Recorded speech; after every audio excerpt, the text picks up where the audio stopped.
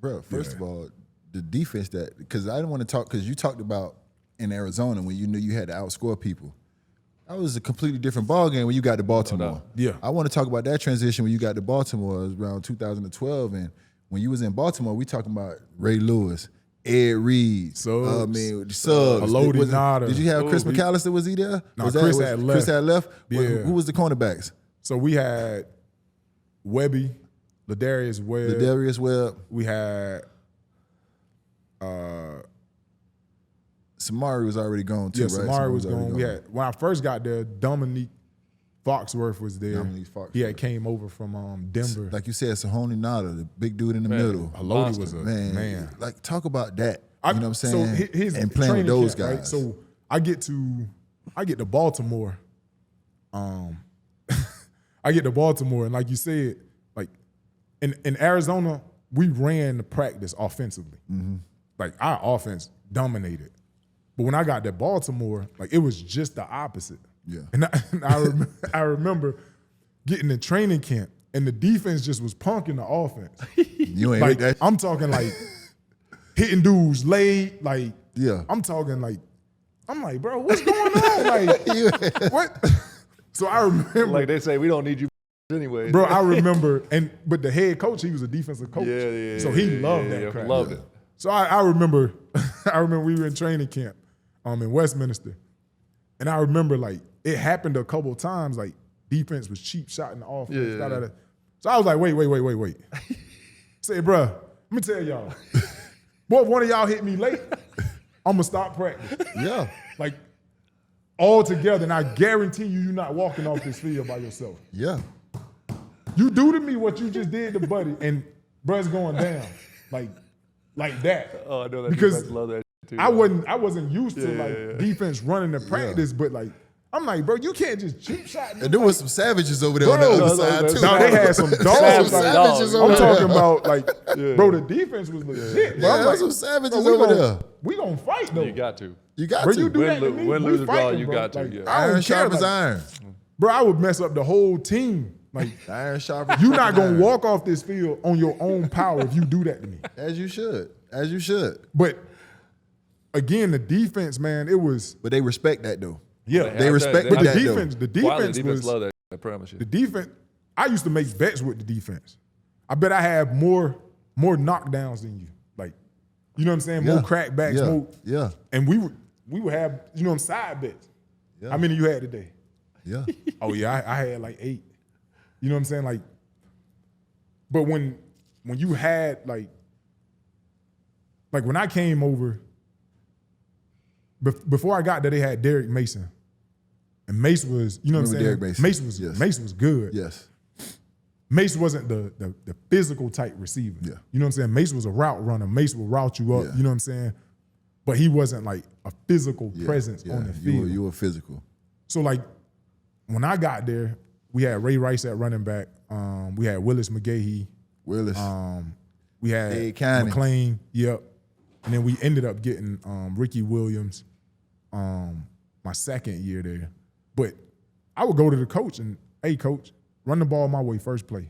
Like to set the tone, set the tone. Love it. You got a safety coming down in the box, I'm cracking. And like, man, them dudes love that. I know they did. Defense love that. Like, so it got them hyped. Oh man, we got a dog on offense. Like, let's go rock. You know what I'm saying? So, and we knew like for us, I mean, if we score 14, 21 points, like That was enough. Yeah. That was enough. they gonna hold it down. You know what I'm saying? So, and then we had Ed on the back end, and then we ended up getting BP, Pollard, and he was a headhunter. Yeah. I'm talking about like, That's what's and we already knew like, I mean, obviously, you know, Ed is a Hall of Famer. Ed gonna do what he do. But you bring a physical presence like BP to the back end, like of what we already got up front. That was loaded. Yeah, it was lights out. So when you won, obviously you guys win the Super Bowl. You balled out that game. You did your thing. How did that feel? Obviously being drafted second round and everything you went to finally get the opportunity to play in the championship and play well. Well, for me, it was actually my second Super Bowl. Oh, second. Okay. Because in Arizona, it was my 6th year, It was the first time we made the playoffs. Yes. But that was the year that we made it to the Super Bowl. Yes. So we made it to the Super Bowl, and we ended up losing to Pittsburgh on the last play. That was the San Antonio Holmes catch? Yeah. That was San Antonio Holmes catch. On the last play. He's a Florida guy too. Is he San Antonio Holmes from from Belgrade. Florida? Okay, San Antonio Holmes. Shout out Florida. So we lost that game, and like, only thing I remember saying to myself, I'm coming back, but the next time I come back, we winning it. And that was my goal from like that point on. Like, I'm gonna win a championship. Now, how many years it took you to get back? That was my 6th year, and I won it my 10th year. Okay, so about 4. So yeah, so the year we got to the Super Bowl, we lost it to Pittsburgh. The following year, we made the playoffs. We lost to the Saints, who ended up winning the Super Bowl. And then we made the playoffs my first year in Baltimore. The second year, we made it to the AFC Championship, and we missed the field goal to tie it in New England. And then we came back the same year, same exact game against New England, and we smashed them. Like, see how you remember all the ones you lost? Yeah. You can go. You can run through the ones you lost like it wasn't nothing. Yeah. You can run through the ones you lost. But they had you on the sideline saying, we ain't losing this game. yeah, Was that because you had lost before? You was like, yeah. ain't no way in hell Yeah. I ain't getting it done this time. yeah. That's what's up. That's what's up. You remember that. My Anything dog, killer? no, Because man, I appreciate because he been went to dope. the 49ers. You know what I'm saying? My brother a 49ers fan, so I got to ask him. Yeah, I don't even know how to. He's from Miami, by the way. This from Miami, Liberty City. He's a 49ers fan. I don't even understand it. So real quick, how was the run with the 49ers? My brother going to be mad. It was dope. My first year, we actually made it to the NFC Championship, and we should have won it. We played Seattle, and Seattle ended up going to the Super Bowl and smashing Denver. It was a blowout. And we were hot because our teams were so similar.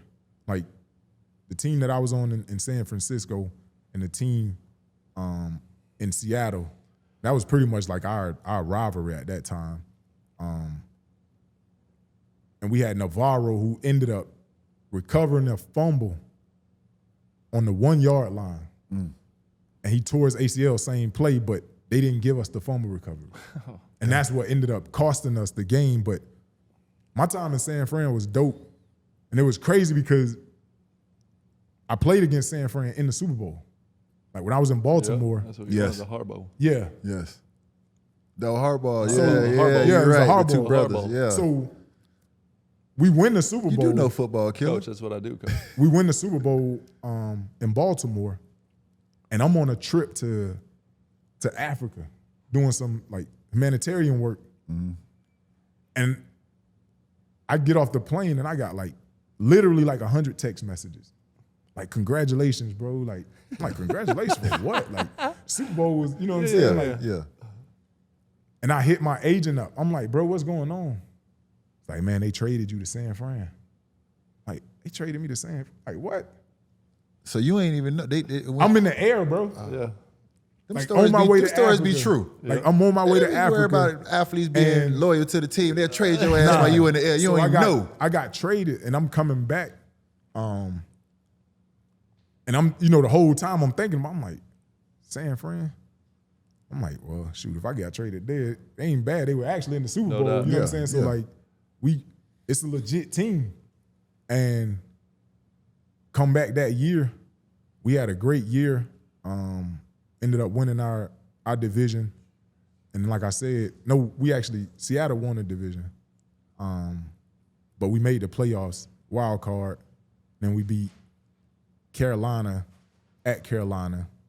And then we played Seattle in Seattle. Had a great year that year, but that team was loaded. Like, when I tell you, like, defensively, So you went to another defensive. I'm talking about. The Harbaugh's all the same. They run that mother. Yeah. They took that football and it play was defense. similar. Yeah. You had Pat Willis, Navarro Bowman Monster. at linebackers. Yeah, I remember them boys. You had Alden Smith. Alden is a- Smith. Oh, Bro, when I tell you a defensive freak end. of nature, two dudes on defense that people don't talk about. So when I got to Baltimore, Haloti Nada, I didn't know who Haloti Nada was when I came from Arizona. So, bro, when we were in training camp, they would let him sit out individual drills, like offense and defense. Didn't want to get hurt, probably. I'm like, bro, why is he sitting out? Like, who is this dude? So we go team, they let him sit out. So I'm like, bro, who is this dude? Man, we played the Jets the first game. When I tell you, he is literally taking the ball out of the quarterback's hand as he's handing it to the running back. I said, yeah, he legit, bro. Yeah, he can sit out. If you don't double team him, bro, he's gonna wreck your game. Wow. And then I get to San Francisco, and I'm with Alden. Alden will give you 6 sacks like it ain't nothing. And I'm not exaggerating. The dude will get a sack and just run to the sideline, go sit down, like it wasn't no big deal, bro. Like he was actually on pace to average a sack a game, which is unreal in the NFL. Wow. Like those two dudes, like I played with Hall of Famers, you know what I'm saying? Yeah. But Haloti and Alden, man, they were different, bro. That's what's up. I knew Alden Smith because he bounced around a little bit. So he had his stint in San Fran. He ended up getting in some trouble. Yeah, get a little trouble. But and then he was talented. Oakland ended up picking him up, and then they released him, and then he sat out a couple years, and then ended up going to Dallas. Yeah. But man, he was a talent, dog. Here is a dirty little secret that insurance industry may want to keep under wraps. Insurance companies profit by holding on to your money for as long as possible. So after an accident, they might do whatever they can to delay or deny your claim.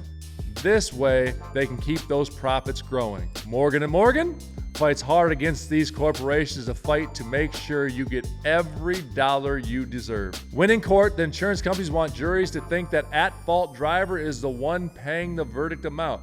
Meanwhile, it's really the insurance companies who are covering the cost. When Morgan & Morgan takes on a case, they're almost always going after the big insurance companies and not the individuals at fault. Morgan & Morgan fights hard for their clients, and these corporations know that. A recent client in Pennsylvania just received $29 million. That's $29 million. Insurer's best offer was $500,000. Another recent client in Florida received $20 million. Last offer, 0. There's a reason why Morgan & Morgan is America's largest injury firm. Hiring the wrong firm can be disastrous. Hiring the right firm could substantially increase your settlement. With Morgan & Morgan, it's easy to get started, and their fee is free unless they win. Just visit forthepeople.com/OGs or dial #law 529. That's forthepeople.com/OGs or dial #law 529. This, my friends, is a paid advertisement. Baseball fans, summer is in full swing and the season is heating up. From mid-season rivalries to breakout performances, every game is packed with drama. There's no better time to jump in with my partners at DraftKings Sportsbook. Right now, new customers who bet just $5 get $150 in bonus bets instantly. Whether it's towering home runs or clutch strikeouts, you won't want to miss a moment.